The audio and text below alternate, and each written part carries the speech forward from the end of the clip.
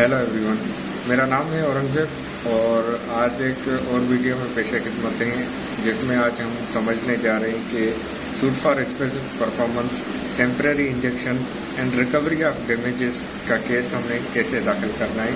Civil court में हमने जो स्पेसिफिक परफॉर्मेंस का केस है वो कैसे दाखिल करना है या वो मुकदमा कैसे बना के हमें कोर्ट में पेश करना है।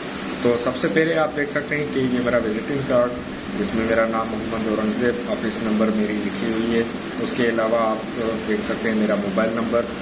तो अगर आपको कोई रहनुमाई चाहिए किसी भी मामले में, किसी भी केस में, तो आप मुझसे बिल्कुल फ्री ऑफ कॉस्ट मशवरा कर सकते हैं। तो वीडियो को स्टार्ट करते हैं और जैसा कि आप देख सकते हैं कि मैं आपके साथ ये ड्राफ्ट शेयर कर रहा हूँ। तो हमें सिविल केस दाखिल करने से पहले कोर्ट फी देनी पड़ती है। कोर्ट फीस एक जो लिटिगेशन होती है, एक केस दाखिल करना होता है, उसमें एक रिक्वायरमेंट है कि सिविल कोर्ट में हमेशा हमें केस जो कोर्ट फी है वो देनी होती है। और कोर्ट फी लेने का तरीक़ाकार ये होता है कि जहाँ कराची में तो यही है, बल्कि मेरे ख्याल से पूरे पाकिस्तान में यही है, लाहौर, पंजाब के किसी भी शहर में यही है कि आपने चालान लेना है नेशनल बैंक ऑफ पाकिस्तान से। वहाँ पर आपने डिपॉजिट करने अमाउंट जितने की आपकी कोर्ट फी बनती है सूट की, तो उतना आपको चालान नेशनल बैंक ऑफ पाकिस्तान में जमा करवाना होता है। और चालान की फिर आपको जो कॉपी दी जाती है वो आप स्टैम्प ऑफिस में लेके जाते हैं, जिसके बाद आपको बाकायदा से कोर्ट फी इशू की जाती है। तो ये था कोर्ट फी लेने का तरीक़ेकार। तो उसके बाद आपको बाकायदा से उस पर नंबर भी दिया जाएगा कोर्ट फी का कि आपको कौन से नंबर पर स्टैम्प पेपर पर कोर्ट फी दी गई है। उसके बाद जैसे कि ये आप देख सकते हैं कि 10,000 10,000 की कोर्ट फी है। अब 10,000 की ये कोर्ट फी, तो हालांकि ये 15,000 की है, तो हमने पहले इसमें 10,000 की लगाई, उसके बाद फिर हमने 5,000 की लगाई, जो कि मैं आपको आगे चल के दिखा रहा हूँ वीडियो में। तो ये आप देख सकते हैं कि कोर्ट फी है। कोर्ट फी आपको जो दी जाएगी उसका तरीक़ेकार यही होगा। उसके बाद उस कोर्ट फी पर आपने लिखना है कि इन दी कोर्ट ऑफ, अब जिस भी कोर्ट में आपने केस दाखिल करना है उसमें आपने लिखना है कि कोर्ट में आप ये दाखिल कर रहे हैं। जैसे कि मैंने ये केस दाखिल किया हुआ है वेस्ट में, इन दी कोर्ट ऑफ सीनियर सिविल जज। ये सीनियर सिविल जज आप देखेंगे कि आपकी जुरिस्डिक्शन कहाँ लगती है। अगर जो आपका पीए से पुलिस स्टेशन आपके घर का या किसी इलाके का, करीबी इलाके में जो आपका पुलिस स्टेशन है वो आप मालूम करेंगे। मालूम करने के बाद आप जो इन्फॉर्मेशन बेस के वहाँ से मालूम करेंगे कि आपके जो इलाके का पुलिस स्टेशन है उसकी जुरिस्डिक्शन कौन से सीनियर सिविल जज के पास है। कराची वेस्ट। उसके बाद सिविल सूट नंबर 2022, चूँकि ये फ्रेश केस है 2022 का, तो इसमें अभी नंबर अलॉट नहीं हुआ था। उसके बाद आप लिखेंगे इसमें पार्टीज़ के नाम, जैसे कि ABC वर्सेस प्लेंटिफ वर्सेस, उसके बाद आपने जिसके खिलाफ केस दाखिल करना है उसको डिफेंडेंट आपने लिखना है। ये इनकी प्राइवेसी है, जिस वजह से मैंने इनको कवर किया हुआ है। मैं किसी की प्राइवेसी को जाहिर नहीं कर सकता। तो बहरहाल इसका तरीक़ाकार यही है कि आपने जो प्लेंटिफ है, मिसाल के तौर पर अगर मैं केस दाखिल कर रहा हूँ तो औरंगज़ेब प्लेंटिफ आएगा वर्सेस औरंगज़ेब जो डिफेंडेंट जिसके खिलाफ आप केस दाखिल कर रहे हैं। उसके बाद फिर आपने इस कोर्ट फी पर लिखना है टाइटल, आप कौन सा केस दाखिल कर रहे हैं। सूट फॉर स्पेसिफिक परफॉर्मेंस, मतलब जो आपकी परफॉर्मेंस होनी है उसके लिए आप केस दाखिल कर रहे हैं। Suit for specific performance temporary injection and recovery of damages of ₹4 lakh. जो आपके डैमेजेस का आप केस दाखिल कर रहे हैं, रिकवरी ऑफ डैमेजेस, वो आपने मेंशन करना है। टेम्पररी इंजेक्शन आपने इसका मेंशन करना है। उसके बाद फिर आपकी यहाँ कराची डेट आएगी 8/4/2022। तो आज जब मैं ये वीडियो बना रहा हूँ तो यहाँ इससे बिल्कुल 11 दिन पहले ये केस मैंने दाखिल किया था। उसके बाद आप यहाँ एडवोकेट फॉर प्लेंटिफ, जो कि मैंने केस दाखिल किया था, तो औरंगज़ेब, उसके बाद में फिर इस पर सिग्नेचर करके आप इसको कोर्ट में जमा कराएंगे। या फिर अगर आप इन पर्सन कर रहे हैं तो इस पर यहाँ पर आपने लिखना है इन पर्सन, नीचे अपना नाम, ऊपर उस पर आपने सिग्नेचर करनी है। तो ये रहा कोर्ट फीस का मुकम्मल तरीक़ेकार, जो उम्मीद है आप समझ गए होंगे। उसके बाद फिर अब आगे चलते हैं और जो इसका ड्राफ्ट है, मुकम्मल केस प्लेंट है, उसको समझने की कोशिश करते हैं। जैसे कि मैंने आपको बताया कि 10,000 और ये 2,000 की अलहदा कोर्ट फी है, तो ये हो गए 12,000, 12,000 के बाद ये आप देख सकते हैं कि 2,000 मोर है, मतलब 14,000। आपकी कोर्ट फी जो वैल्यूएशन हो, जो आपकी सूट प्रॉपर्टी की वैल्यूएशन है, वो कम से कम आपकी अगर 5 लाख से ऊपर है, प्लस है, तो आपकी 15,000 कोर्ट फी होगी। मतलब जो आपकी कोर्ट फी है उसका तयन आपका ज़्यादा से ज़्यादा जो होता है वो 15,000 होता है कोर्ट फी का। तो ये हो गए टोटल 14,000। उसके बाद फिर 1,000, ये 1,000 आ गया, तो मतलब ये टोटल मिला के 15,000 की कोर्ट फीस आ गई, कोर्ट फी। उसके बाद आपने बिल्कुल इन पर सेम एज इट इज़ लिखना है कि in the court of senior civil जज कराची वेस्ट। उसके बाद फिर plaintiff versus defendant suit for specific performance temporary injection and recovery of damages of ₹4 lakh. उसके बाद कराची डेटेड आपकी यहाँ पर सिग्नेचर आएगी। तो ये आप समझ गए होंगे। तो अब आते हैं मेन जो प्लेंट होती है, हमारी केस होता है, तो ये तो हो गई कोर्ट फी। कोर्ट फी के बाद जो अब आती है हमारी प्लेंट, तो उसको हम देख लेते हैं कि ड्राफ्ट उसका कैसे बनेगा। तो कोर्ट फीस के बाद अब आते हैं हमारा जो मुकम्मल केस का ड्राफ्ट है, उसको समझने की कोशिश करते हैं। जो कि ये आप देख सकते हैं, ये टाइटल इसमें suit for specific performance of contract, suit for specific performance, temporary injection and recovery of damages ₹4 lakh. तो ये आप देख सकते हैं कि इसका ड्राफ्ट कुछ इस तरह से होगा कि in the court of senior civil जज west at Karachi, civil suit number of 2022। उसके बाद फिर आप जो औरंगजेब सन ऑफ सो वगैरह वगैरह आपने इसमें मुकम्मल लिखकर प्लेंटिव आप बनेंगे। वर्सेस किसके आप केस दाखिल कर रहे हैं, तो वर्सेस आप देख सकते हैं कि ये किसके खिलाफ आप फाइल कर रहे हैं। मैं आपकी आसानी के लिए इसको इस तरह से कर देता हूँ कि Aurangzeb son of Mohammad Ayub, resident of, अब ये कराची, रेजिडेंट ऑफ कराची, ये मैं खुद आपको एक मिसाल के तौर पर समझा रहा हूँ कि प्लेंटिव वर्सेस के बाद अब आप देख सकते हैं कि जिसके खिलाफ हम केस दाखिल कर रहे हैं। वर्सेस में हम आ जाते हैं, एक मिसाल के तौर पर नाम ले लेते हैं कि Shahzeb son of Mohammad Ayub, resident of Karachi, ये आ गए डिफेंडर नंबर 1। उसके बाद excise and taxation officer having office at civic centre Karachi, the station house officer PS Baldia town Karachi, defendant. तो ये अब मुकम्मल हमारे हो गए डिफेंडेंट। उसके बाद आपने फिर यहाँ पर suit for specific performance, temporary injection and recovery of damages of ₹4 lakh, आपने यहाँ पर इसका टाइटल लगाना है। टाइटल के बाद the plaintiff upon most respectfully begs to submit as under. अब यहाँ से आपका केस शुरू होता है। तो पढ़ते हैं।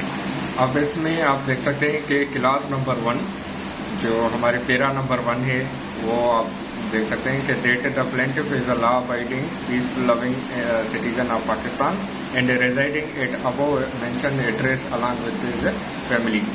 तो ये आपने पैरा इसमें लाजमी ऐड करना है कि आप peace loving law abiding citizen है और अपनी फैमिली के साथ रह रहे हैं। उसके बाद फिर para number 2, that the plaintiff is the owner of vehicle Toyota so model so वगैरह वगैरह चीज़ आपने इसमें मुकम्मल डिटेल देनी है कि आपने इसके जो आपकी प्रॉपर्टी है उसकी आपने डिटेल देनी है। डिटेल देने के बाद फिर आपने इसमें इसका जिक्र करना है कि photocopy of vehicle documents attached as annexure A, जो आपके पास कागजात हैं आपने उसको अटैच करना है, एज एनेक्स्चर आपने बनाना है।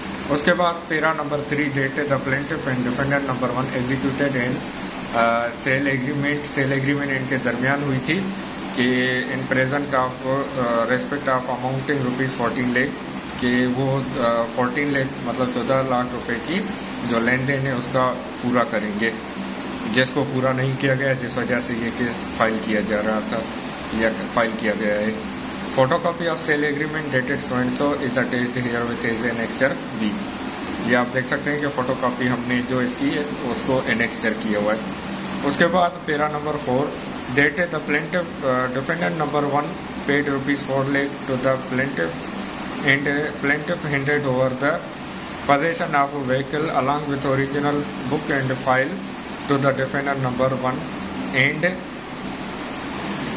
defendant number 1 undertakes he will pay the remaining amount of rupees 10 lakh to the plaintiff within 1 year after execution of sale agreement, and plaintiff undertakes that he will transfer the vehicle to the defendant number 1 after receiving the remaining amount।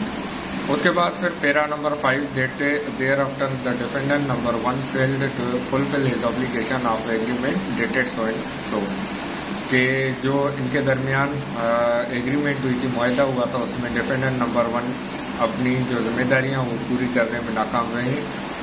उसके बाद आपने इसमें मुकम्मल details लिखनी है, आपके facts जो कि हकायक है। प्लेंट में हमेशा हकायक लिखने होते हैं, कानून वगैरह कुछ भी नहीं लिखना होता। आपका जो भी सच्चाई है वो आपने इसमें सच लिखना है, बिल्कुल as it is.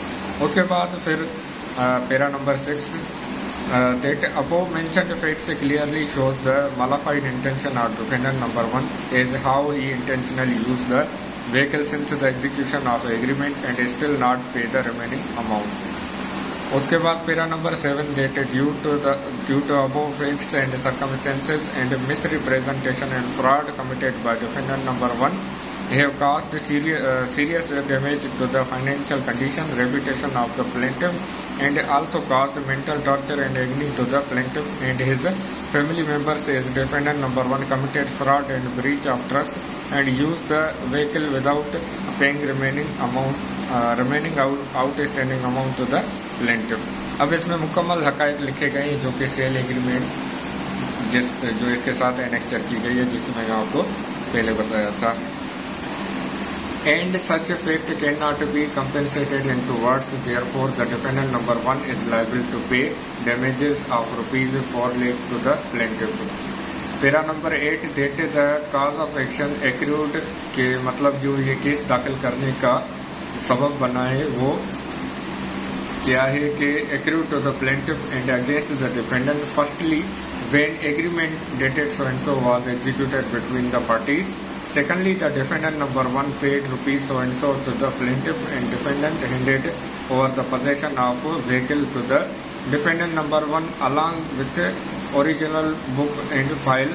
Thirdly, defendant number 1 undertakes he will pay the remaining amount of rupees so and so to the plaintiff within 1 year after execution of sale agreement dated so and so, and the plaintiff undertakes that he will transfer the vehicle to the defendant number 1 after receiving the remaining amount। And finally, the defendant number 1 failed to fulfill his obligations of sale agreement dated so and so, and defendant number 1 used the vehicle without paying remaining outstanding amount till yet, and the same is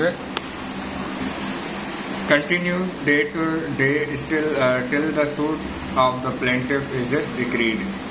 Para number 9 that the defendant number 1 are residing within the local limits of PS police station Baldia town Karachi, which is within the jurisdiction of this honorable court।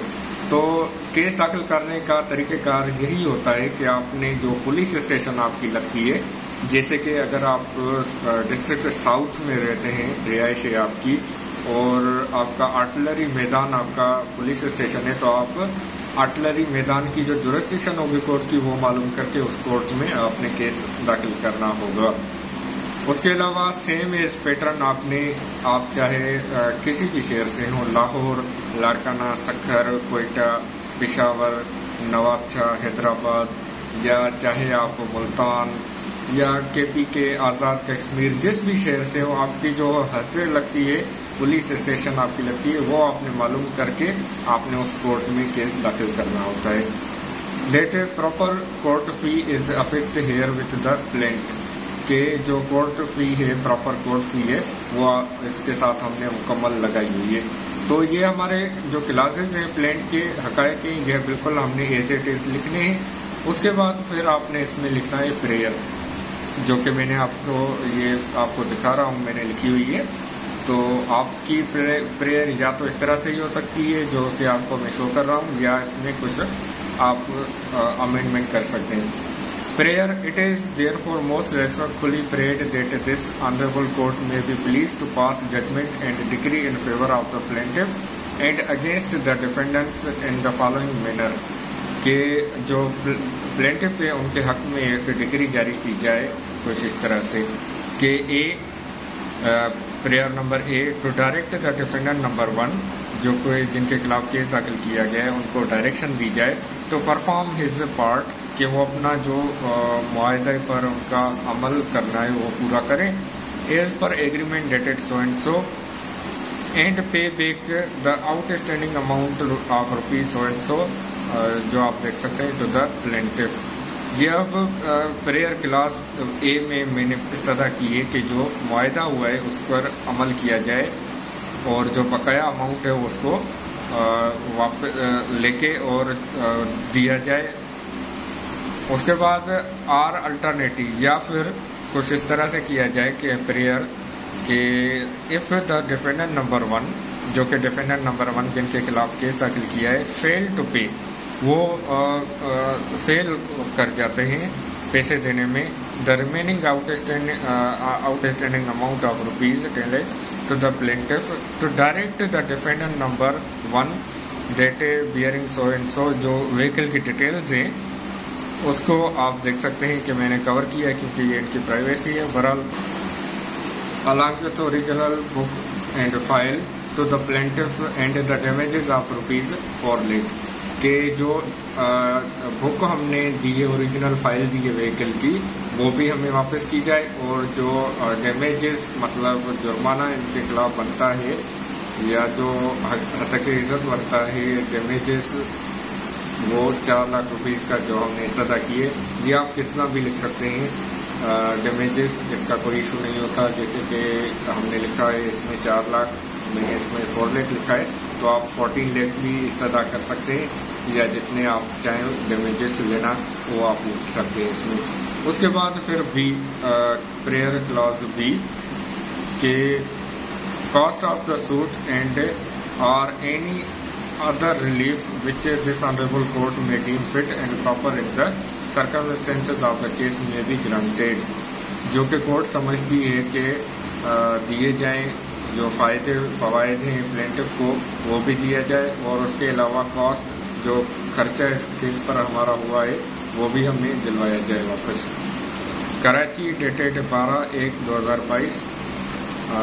उसके बाद ये 4 तारीख है 12/4, ये typing mistake हो गई थी, इसका कोई इशू नहीं है। बहरहाल उसके बाद फिर प्लेंटिफ के सिग्नेचर होंगे, उसके बाद नीचे आएंगे एडवोकेट फॉर द प्लेंटिफ, जो कि मेरे सिग्नेचर हैं। तो ये इसके बाद फिर चलते हैं आगे वेरिफिकेशन। इसके साथ हमने वेरिफिकेशन लगानी होती है कि आय सन ऑफ सो एंड सो वगैरह जो भी है कि ये बिल्कुल सच है और इसमें कोई भी झूठ नहीं है। कराची डेटेड डेपोनेंट, उसके बाद फिर documents filed as per annexure, documents relied upon original of the annexure and all other relevant documents, address of the parties, address for service of plaintiffs counsel, ये as in title is in वकालतनामा। ये आप verification देख सकते हैं। उसके बाद फिर वेरिफिकेशन की आता है एफिडेविट, ये आप देख सकते हैं एफिडेविट है, district and session court Karachi west, first class civil suit, ये आप देख सकते हैं प्लेंटिफ वर्सेस, ये बायोमेट्रिक। जब आप एक केस तैयार कर लेते हैं उसके बाद आपकी एफिडेविट होती है, जो कि बायोमेट्रिक ब्रांच वेस्ट में ये हुई थी। ये हैं और गाड़ी के फोटोकॉपी डॉक्यूमेंट्स, जो इसकी डिटेल में आपको नहीं दिखा सकता। बहरहाल आप इसमें एनेक्स्चर कर सकते हैं, जैसे कि मैंने की एनेक्स्चर, ये आप देख सकते हैं कि जो केस मैंने दाखिल किया हुआ है उसके साथ मैंने इसको एनेक्स्चर किया हुआ है, ओरिजिनल डॉक्यूमेंट्स की कॉपी को। ये एनेक्स्चर 2 है, आप देख सकते हैं एनेक्स्चर 2। आपके जितने भी एनेक्स्चर होंगे वो आप इसके साथ लगाते जाएंगे। ये देख सकते हैं आप एनेक्स्चर 3, ये जो पार्टीज के दरमियान मुआहदा हुआ था उसको मैंने नेक्स्टर बी लगाया हुआ है। ये आप देख सकते हैं 100 रुपीज़ के स्टाम्प पेपर पर इनकी एग्रीमेंट हुई थी, जिसमें मुकम्मल डिटेल दी गई है कि जो पार्टी 1 है वो पार्टी 2 को गाड़ी बेच रही है या जो व्हीकल है, और उसको पेमेंट देगी 14 लाख रुपीज़। बहरहाल ये इसकी मुआहदे की कॉपी आप देख सकते हैं स्टैम्प पेपर पर। तो बढ़ते हैं आगे। ये आप देख सकते हैं स्टैम्प पेपर पर B1 ये नेक्स्टर जिसकी मुकम्मल डिटेल लिखी हुई है। ये फिर इसमें आती है address for the service of plaintiff. जो प्लेंटिफ है उसकी एड्रेस ये आप देख सकते हैं एड्रेस। उसके बाद फिर लगती है list of legal hairs of the plaintiff. अगर इनकेस प्लेंटिफ की डेथ हो जाती है तो फिर उस सूरत में उसके जो लीगल हेयर्स हैं वो केस को प्रोसीड कर सकें, तो उनकी डिटेल दी जाती है। 1, 2, 3 या जितने भी हैं 4 लीगल हेयर्स, उनकी हमने डिटेल देनी होती है, नाम वगैरह, वल्दियत, उसके बाद उनका रिश्ता क्या है वो भी हमने लिखना होता है, ताकि अगर केस के दौरान प्लेंटिफ की वफात हो जाती है, डेथ हो जाती है, तो उस सूरत में उनका केस जो उनके लीगल हेयर्स जो हमने यहाँ मेंशन किए हुए वो प्रोसीड कर सकें। कि in case of the death of the plaintiff one of his her legal heirs mentioned above shall inform intimate this honourable court. उसके बाद फिर आप देख सकते हैं कि लिस्ट ऑफ विटनेसेस जो गवाह हैं उनकी लिस्ट बाकायदा से दी जाती है। उसका तरीक़ेकार यही है कि in the court of senior civil जज west Karachi civil suit number plaintiff versus defendant. उसके बाद list of witness plaintiff number 1 जो कि खुद हैं इस केस के गवाह, he will corroborate the version of the plaint. उसके बाद फिर प्लेंटिफ के जो विटनेस हैं support the version of plaint. उसके बाद 3 ये यहाँ पर उनके नाम लिखे जाएंगे, तो वो इनकी जो लिस्ट ऑफ विटनेसेस है ये लगाई जाएगी कोर्ट में, ताकि ये कोर्ट में केस के दौरान अगर कोर्ट इनको इजाज़त दे या फिर अगर ये कोर्ट को एप्लीकेशन दे तो इनकी गवाही रिकॉर्ड हो सके। और फिर लास्ट में order 39 rule 1 and 2 CPC read with section 151 की CPC की एप्लीकेशन है, जो कि स्टे एप्लीकेशन का कह सकते हैं इसको, जो कि टेम्परेरी एंड परमानेंट रिजेक्शन की एप्लीकेशन हमें लगाई। बनाने का तरीका in the court of senior civil जज Karachi civil suit number plaintiff defendant. उसके बाद फिर application under order 39 rule 1 and 2 CPC read with section 151 CPC। It is respectfully prayed on behalf of the plaintiff upon named that this honourable court में देशा please to direct the third party interest. उसके अलावा ये इसमें मुकम्मल detail दी गई है कि any person till final disposal of the case the prayer is made in the interest of justice. तो ये आप देख सकते हैं कि जो स्टे एप्लीकेशन की रिक्वेस्ट की है हमने वो इसलिए की है कि इस केस में स्टे ग्रांट की जाए, ताकि कोई भी मूवमेंट या जो व्हीकल की ट्रांसफ़र वगैरह है या उसको सेल परचेज करना उसको मना किया जाए। तो ये स्टे एप्लीकेशन का एफिडेविट आ गया, इसका भी सेम तरीक़ेकार होगा। एफिडेविट आप देख सकते हैं that the accompanying application under order 39 rule 1 2 CPC has been drafted and filed under my instructions, and the contents of whereof are true and correct, and the same along with the contents of the memo complaint may please be treated as part of this affidavit for the sake of brevity. That I say that I have good prima facie case balance of convenience lies in my favor, and until and unless accompanying application is granted as prayed, I shall will seriously prejudice and shall suffer irreparable loss. That whatever stated above is true and correct to the best of my knowledge and belief. तो ये आप देख सकते हैं कि affidavit जो order 39 rule 1 का है वो इसके एफिडेविट लगाया गया है। आपकी स्टे एप्लीकेशन के लिए जो 3 ग्राउंड चाहिए होते हैं वो प्राइमा फेसी जो केस है वो आपके हक में हो, बैलेंस ऑफ कन्वीनियंस आपके हक में हो, और उसके अलावा आपका इरेपेबल लॉस के मतलब जिस नुकसान की भरपाई ना हो सके वो आपका होगा। तो उस सूरत में आपको स्टे एप्लीकेशन लगानी चाहिए और फिर आपकी ग्रांट होने की उम्मीद होगी। तो ये था मुकम्मल केस का ड्राफ्ट। जो मैंने आपको दिखाया, उम्मीद है इस ड्राफ्ट के ज़रिए आपको एक केस दाखिल करने की पोजीशन में आ जाएंगे, चाहे आप वकील हो या फिर सिविल पर्सन, या फिर आप ये वीडियो देखकर समझने की कोशिश कर रहे हैं कि आपका केस कैसे दाखिल किया जाए, या जो वकील साहब ने आपका केस दाखिल किया है वो किस तरह से होगा। तो उम्मीद है इस वीडियो के ज़रिए आपको मदद होगी केस दाखिल करने, उसको आगे बढ़ाने और उसका ड्राफ्ट बनाने में आपको। तो ये मेरा विजिटिंग आप देख सकते हैं कि जैसे कि मैंने आपको बताया कि मैं आपको फ्री ऑफ कॉस्ट मशवरा दे सकता हूँ। आप मुझसे रब्ता कर सकते हैं मेरे मोबाइल नंबर पर 0315341146, मेरी वेबसाइट, उसके अलावा मेरी ईमेल एड्रेस पर भी आप कांटेक्ट कर सकते हैं। और जो मेरी ऑफिस है वो गुलशन यामीन बी इंडस्ट्रियल एरिया कराची में है। उसके अलावा मेरी ऑफिस सदर फरीद चैम्बर्स के पास भी है। तो आप मुझसे रब्ता करना चाहें तो बिल्कुल कर सकते हैं, कमेंट करें, कोई क्वेश्चन हो तो वो आप पूछ सकते हैं। उसके अलावा आपको कोई रहनुमाई चाहिए तो आप बिल्कुल ले सकते हैं, रहनुमाई के कोई भी चार्जेस नहीं हैं।